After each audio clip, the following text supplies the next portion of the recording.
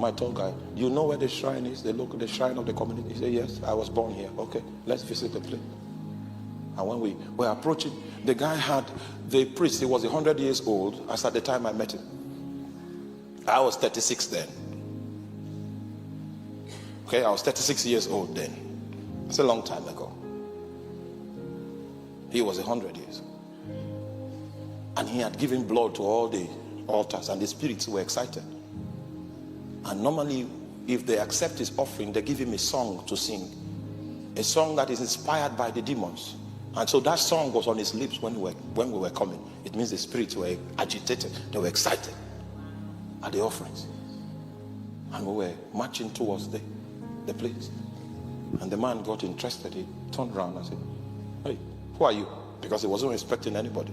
He was most feared. Nobody visits him except someone that has problems, has trouble. You have someone that's mad. You want him to minister to the mad person. There is this unexplainable kind of sickness and, you know, that kind of stuff. So he saw we were healthy.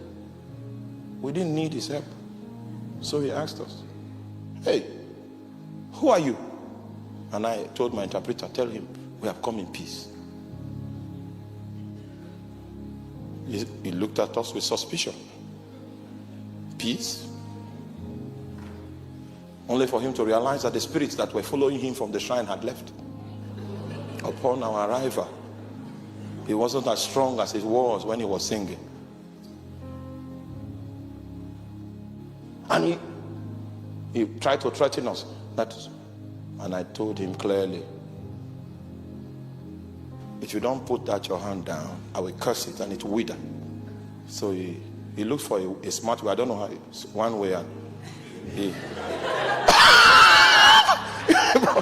brought the hand down. Meanwhile, as all of these things were going on, I was connecting with Jesus. I said, can you reveal something about this man? And he told me he has a chest condition that is 13 years old, chest pain.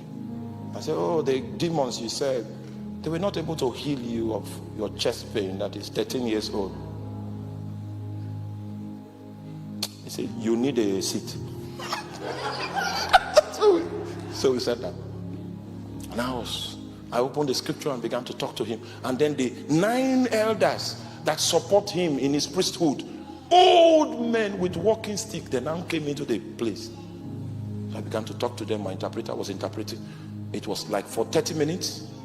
And they accepted Jesus Christ. And I insisted that they should kneel down to accept Jesus. So they were kneeling, accepted Jesus.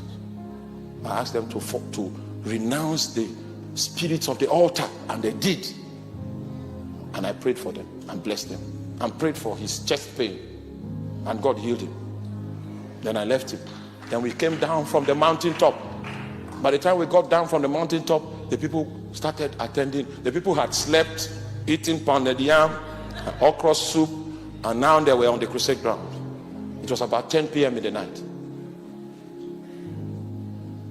And when we came to the crusade ground, the witches in the territory never knew that the mast, which was the altar, was no longer powerful.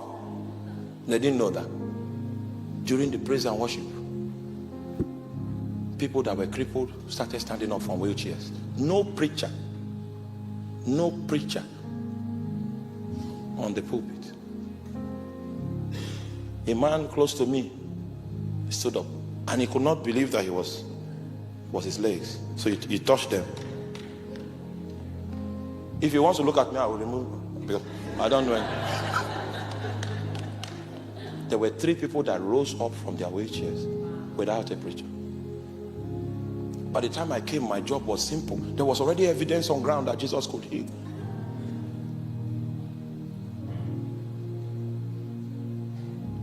Three plus 10. Okay, 10 other crippled people walked. So when the witches saw that the people that they had afflicted were walking free of affliction, they ran away from the crusade ground. We left our Bibles on the pulpit and we followed after them. The deliverance continued till like 2 a.m. Yes. By 3 a.m. in the morning, the the village was free of satanic power.